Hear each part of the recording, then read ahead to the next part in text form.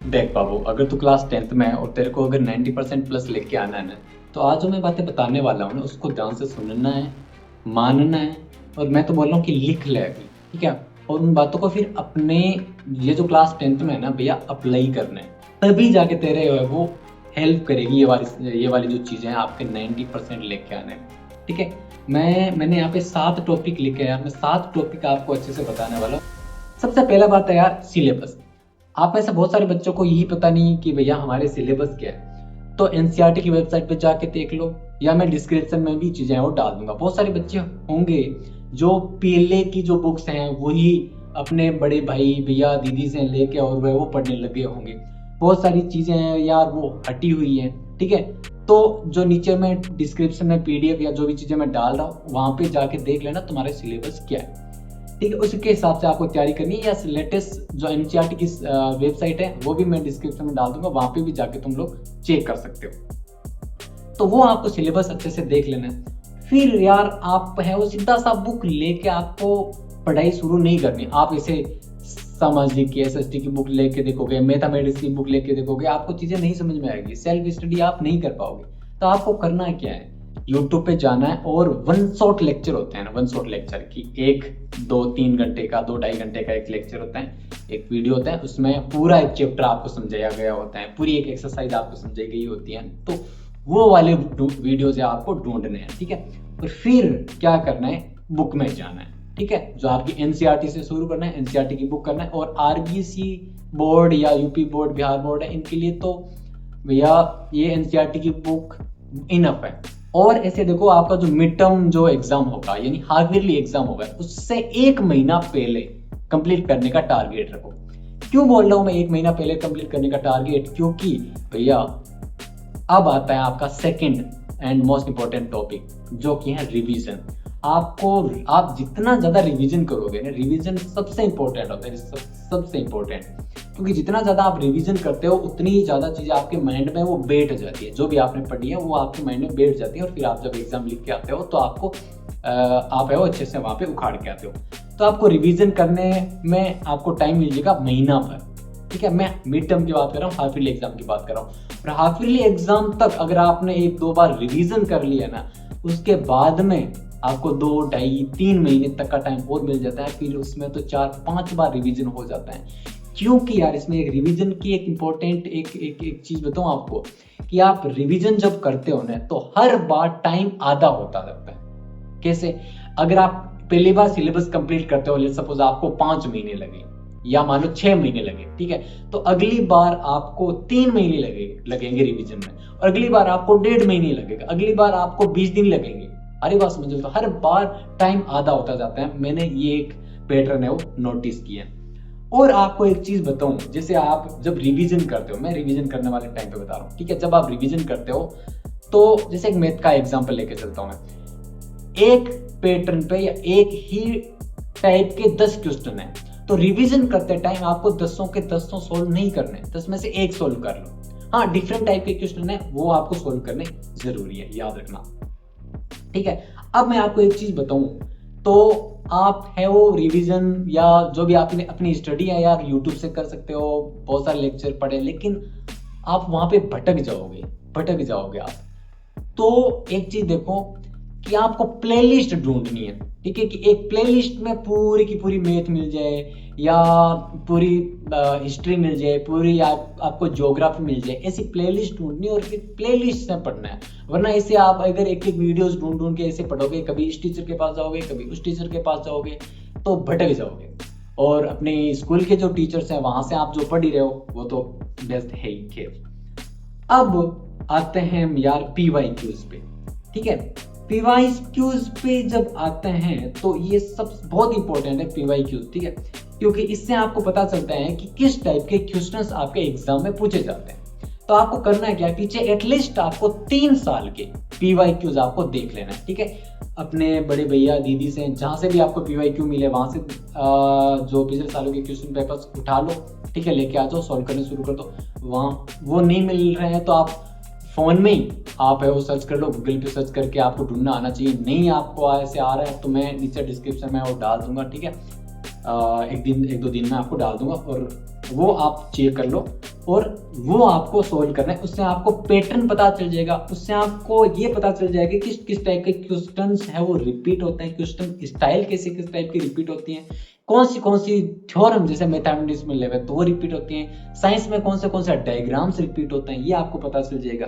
ठीक है, इंग्लिश में जैसे कौन से ग्रामर स्ट्रक्चर्स के जो क्वेश्चंस है वो रिपीट होते हैं, मोस्ट रिपीटेड क्वेश्चंस कौन से होते हैं, ये आपको बहुत सारी चीजें वो पता चल जाती हैं।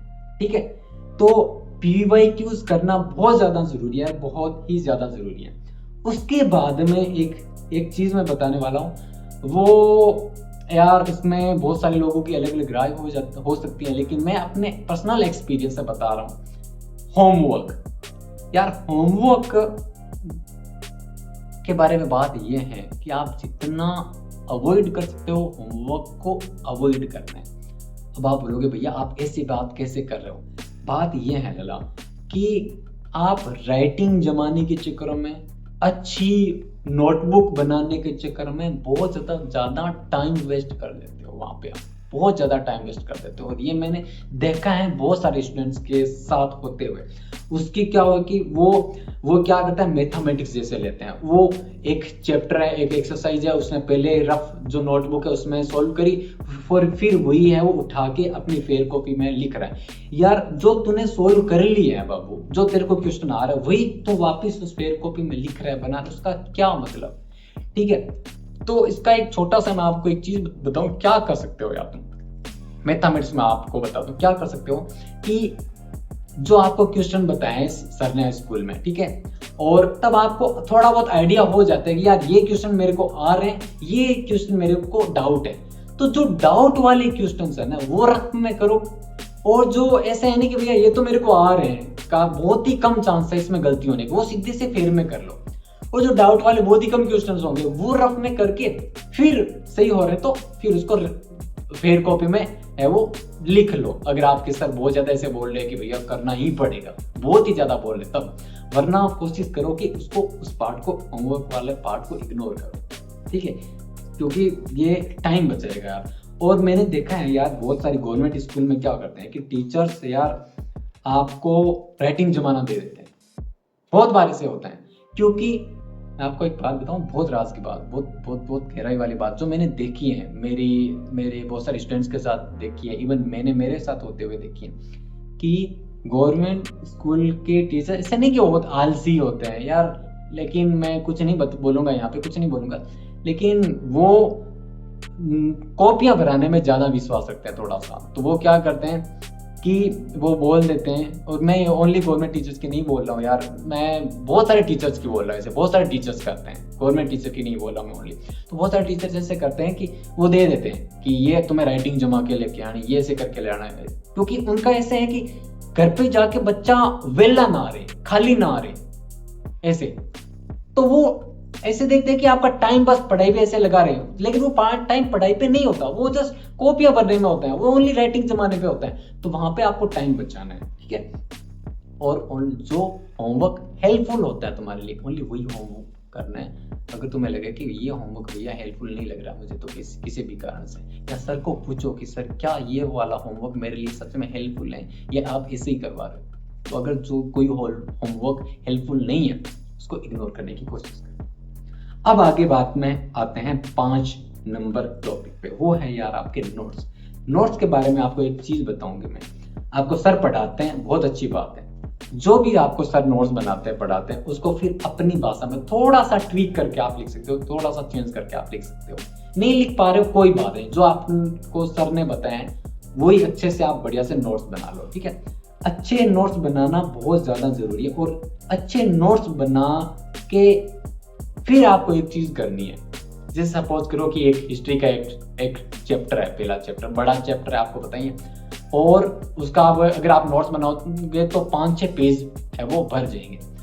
वो आपको स्टार्टिंग में नोट्स काम आएंगे, वो बाद में बार वो नोट्स काम में नहीं लेना है। तो बताऊं क्या करें, 5 पेज हुए, एक चैप्टर के 5 पेज हुए, नोट्स बनाए, अच्छी बात है, बहुत बढ़िया, समझ लिया अच्छे से, वो आपको काम आएगा समझने में, अंडरस्टैंडिंग में, समझ लिया। अब क्या करना है, को याद रखना है। समझने के बाद में आपको चीजें याद रखनी है, उसके लिए आपको क्या करना है, जितना हो सके शॉर्ट नोट्स एक पेज में या एटलीस्ट आधे पेज, मतलब आधे पेज में ही बना लो, आधे पेज में। बताऊं कैसे? साइंस का एग्जांपल लेके बताऊं तो ऐसे देखो, साइंस में पहले चैप्टर में आपकी संयोजन अभिक्रिया होती है कि दो या दो से अभिकारक मिलके एक एकल उत्पाद बनाते हैं। ठीक है, पूरी भाषा लिखोगे ऐसे ऐसे करोगे तो एक टॉपिक पे ऐसे 5 6 7 8 लाइन है वो बन जाएगी। लेकिन शॉर्ट नोट्स कैसे बनाओगे? ऐसे लिख दो A+B तीर लगा के AB, ये होगी संयोजन अभिक्रिया। वियोजन अभिक्रिया क्या होगी? AB तीर लगा के A+B। आई बात समझ? इस तरह से आपको कर लेनी है, शॉर्ट नोट्स बनाना है, क्योंकि वो तुम्हें ओनली याद रखने में हेल्पफुल होंगे। ठीक है, तो जितना हो सके शॉर्ट नोट्स। और आपको क्या करना है, जो मुझे ऐसे लगता है कि जो बड़े वाले नोट्स हैं वो आपको एक बार समझ के बैग में डाल देना है, और जो शॉर्ट नोट्स हैं वो आपको हमेशा अपनी जेब में रखना। जहां पे भी टाइम मिले वो जो पेज निकाला वो रिवाइज कर दिया थोड़ा सा। ठीक है, अपने दोस्तों के साथ खेलने भी जा रहे हो, ठीक है, एक दोस्त आया नहीं, 10 मिनट वेट करोगे, तो 10 मिनट वेट करते करते क्या करना है, पेज जेब से पेज निकाला और इसे रिवाइज करने लगे। अच्छा, फलाना जो युद्ध है वो आ रहा है, वो उस टाइम पे हुआ था। ठीक है, ये वो जो मैथ के जो फॉर्मूलेज हो गए, मैथ की जो थ्योरम्स हो गई, बहुत सारी चीजें शॉर्ट नोट्स बना के इसे जेब में रखें। और ये मैं करता था पर्सनली। अब आपको 7 नंबर बहुत इंपॉर्टेंट है, आपको स्कूल में जो आपके टेस्ट हो रहे हैं, टेस्ट कोई भी मिस नहीं करना है। ठीक है, टेस्ट से तुम्हें भले ही डर लगो, भले ही सर पिटाई करो, सर को बोल दो सर पिटाई कम कर दो, पिटाई मत करो, हम आपको टेस्ट देंगे, बढ़िया मार्क्स लेके आएंगे। ठीक है, तो टेस्ट जितना उसका टेस्ट देना है आपको। और जो आपके फिर मेन एग्जाम के टाइम पे आपको जो प्री बोर्ड्स होते हैं, ठीक है, वो आपको देने, वो एक भी आपको मिस नहीं करने। ठीक है, अब कुछ चीजें आपको मैं और बताता हूँ, वो बाद में बताऊंगा, चलो ठीक है, वो बोनस होगा। आपको एक चीज मैं बताता हूँ, टाइम टेबल की। टाइम टेबल आप हमेशा बनाते हो, 2 दिन फॉलो करते हो, तीसरे दिन टाइम टेबल फॉलो नहीं होता, और ये यूनिवर्सल ट्रुथ है। 99.99 लोगों के साथ यही होता है, टाइम टेबल फॉलो नहीं होता। ठीक है, तो आपको करना क्या है, टाइम टेबल वैसे बनाना ही नहीं जैसे आप वैसे बनाते हो, मैं सुबह 5 से 7 बजे तक ये करूंगा, 7 से 7:30 तक ये करूंगा, ऐसे नहीं, वो बहुत घटिया टाइप का टाइम टेबल होता है। आपको करना क्या है, जैसे मैं करता था, आप चाहो तो दूसरी चीज कर सकते हो, लेकिन मैं जो करता था वो बताता हूँ। मैं ऐसे बनाता था कि आज के दिन में मैं इस सब्जेक्ट को इतना घंटे दूंगा, मैथमेटिक्स 2 घंटे, साइंस 1.5 घंटे, हिंदी 1 घंटा, फलाना ये ऐसे। तो अब मैं पूरे दिन में कभी भी वो टाइम निकाल के उसको दे सकता। ठीक है, तो मुझे वो गिल्ट फील नहीं होगा कि यार मैंने सुबह वाला 7 से 8 बजे वाला टाइम तो इसे निकाल दिया। नहीं, वो निकल गया तो निकल गया, लेकिन मेरे पास पूरा दिन पड़ा है ना, और भी टाइम पड़ा है ना, उसमें मेरे को इतना टाइम इसको देना है, इस सब्जेक्ट को इतना घंटा देना है। बस प्लान बनाना छोड़ दे प्लान बनाना, यार टाइम टेबल बनाना छोड़ दे। क्या टाइम टेबल वाले पन्ने को फाड़ के फेंक दे, बुक ओपन कर ले, बस किताब खोल ले, पढ़ाई शुरू कर ले बस। ठीक है, शुरू कर। अब आपको एक चीज बता, अब मैं जो चीजें हैं वो बोनस के तौर पे, बोनस ये है, आपको एक चीज बताता हूँ कि आपको 90% प्लस बनाना है। आप देखो आपके स्ट्रॉन्ग सब्जेक्ट कौन से हैं, 1 या 2 सब्जेक्ट स्ट्रॉन्ग हो गए आपको, उस स्ट्रॉन्ग सब्जेक्ट में आप ऐसे टारगेट कर लो कि मेरे को उसमें 95 प्लस स्कोर करना है। जैसे मैथमेटिक्स, इसमें आप इजीली 97, 98, 99, 100 भी स्कोर कर सकते हो, तो उसमें 90 प्लस का नहीं, 95 प्लस का या 100 का टारगेट रखो। ठीक है, और वो सब्जेक्ट जो बहुत ज्यादा जिसमें आप कमजोर हो, वीक हो, उसमें ऐसे देख लो कि भैया 85 प्लस तक आ जाए तो भी ठीक है, ताकि वो एवरेज करके फिर है ना पूरा 90% आपके बन जाएंगे। एक चीज मैं आपको और बता दूं कि आप जो भी चीज सीखते हो, जो भी आपने सर से सीखी, यूट्यूब से सीखी, स्कूल से सीखी, कहाँ से भी, जहां से भी सीखी आपने, आपको उस पर प्रैक्टिस करनी है। क्या आप नहीं आपको याद नहीं रहेगा। ठीक है, आपने सपोज करो कि आपने कोई एक कॉन्सेप्ट सीखा मैथमेटिक्स में, ठीक है, उस पे आके आपको घर पे आके क्वेश्चन सोल्व करने पड़ेंगे, सोल्व कर लिए तभी भी आप ऐसे श्योर नहीं हो सकते कि अब मुझे आएगा ही आएगा ही। अब वही क्वेश्चंस किसी और को एक्सप्लेन करो, बताओ, तब आपका है ना वो जो टॉपिक है, वो कॉन्सेप्ट है, वो चैप्टर है, वो एक्सरसाइज है, वो लेसन है, बढ़िया से स्टॉप होगा। बहुत सारे बच्चों के अभी स्कूल में छुट्टियां होंगी, छुट्टियों में यार तैयारी कर लो, बढ़िया से तैयारी कर लो।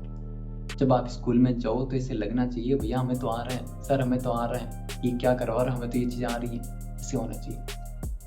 मैंने बेस लॉन्च करा था, ठीक है। मैथमेटिक्स में 5 चैप्टर्स करवा दिए मैंने, साइंस में 4 चैप्टर्स होंगे, इवन एसएसटी में भी 3-4 चैप्टर्स, और यूट्यूब पे मैथमेटिक्स के रिलेटेड और भी छोटी छोटी चीज़ें और भी आएगी, बहुत कुछ आएगा, ठीक है। मैं वापस आ गया हूँ यार, वापस आ गया हूँ, ठीक है। करेंगे, धमाल करेंगे, अब ज़बरदस्त चीज़ें करेंगे।